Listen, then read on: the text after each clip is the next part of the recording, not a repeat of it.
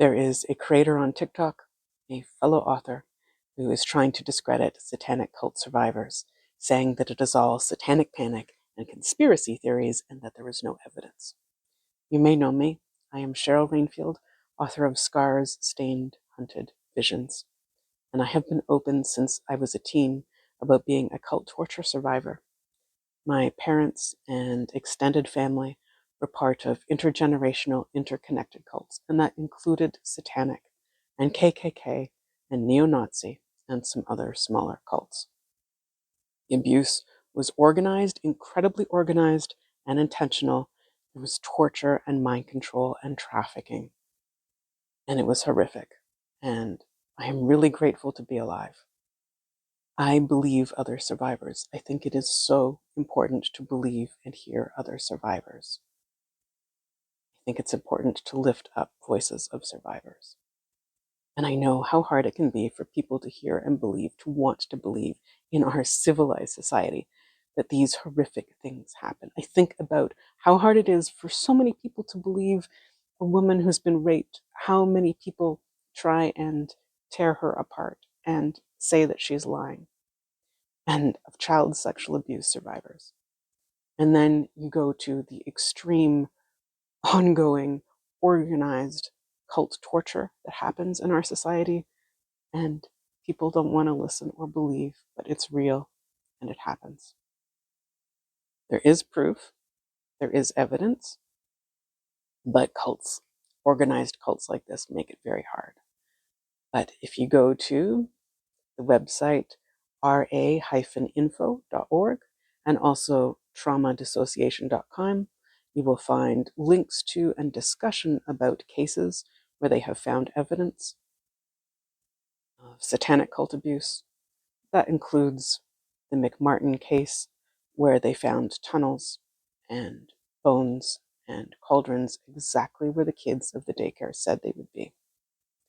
And that is eerily reminiscent of the tunnels that have been found under some Hollywood homes and all the extreme abuse that is very close to or is cult torture that is coming out about P. Diddy and associates. I'm going to talk about some detail about how cults hide evidence that may be hard to hear, and so if you don't want to hear, please scroll away.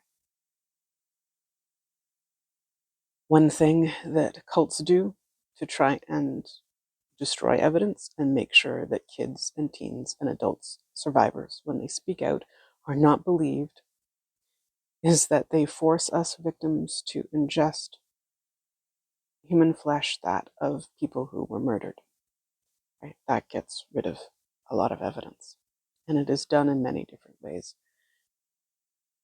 including grinding up the bones. Another thing that makes it harder for people to find evidence, and this is painful to talk about, is that in organized cult torture, like I survived with the satanic and KKK and Nazi, every person born female or with a uterus is forced to bear a child or children, it's usually multiple children, for the cult. The babies are usually born early. They are not registered. They are not registered in our hospitals. They're not born in our hospitals. They are born in cult settings, and they are grown up to the age that they are allowed to live in cult settings only, where they don't go to school, they don't have access to other things, and then those kids are killed. And that is a huge part of the murder that happens in cult torture. Cults, organized cults like this, often also use homeless kids and adults for murder and rape and torture. And the kids that are born into the cult that are not registered are a huge part of the trafficking, as well as the murder. And all of us who are victims were part of the organized trafficking that gives the cult money and the child pornography.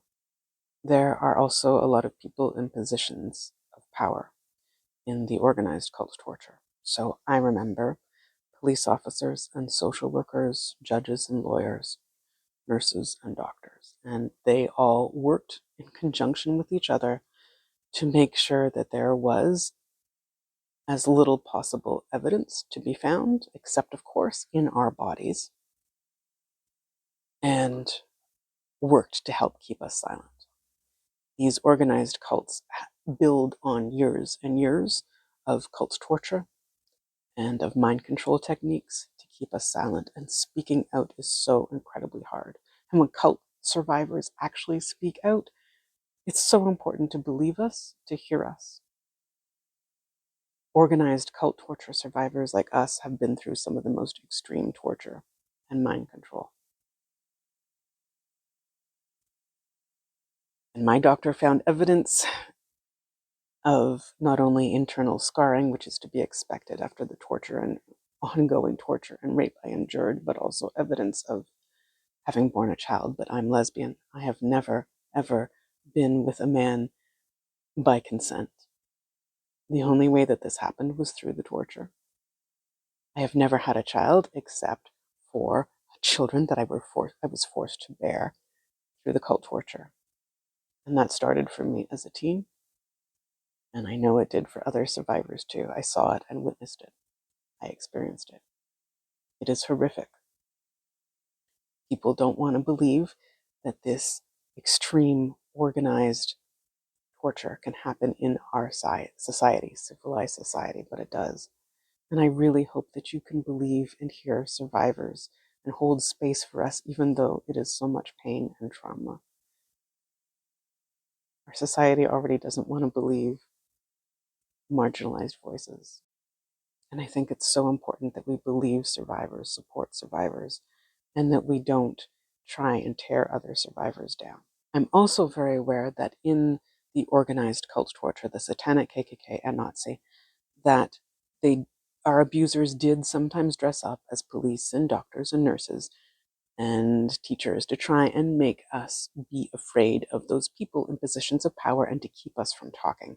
It was very intentional, but there were also people, cult members, who had held those actual positions in society, who had those professions and jobs, and that is real.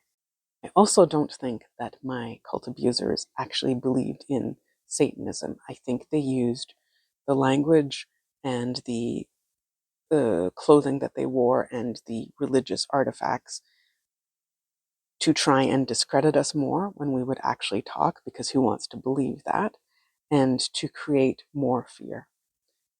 They also used, for Satanism, they used Christianity in an upside down way, and they used many of the same religious holidays, and that makes it even more triggering for cult torture survivors, because there is a constant bombardment of language that is used in cult torture that is in our society and built into our society and our holidays. I hope you believe and listen to and support survivors, and that you don't use phrases like satanic panic or conspiracy theories to talk about satanic cult torture survivors. And thank you for hearing me.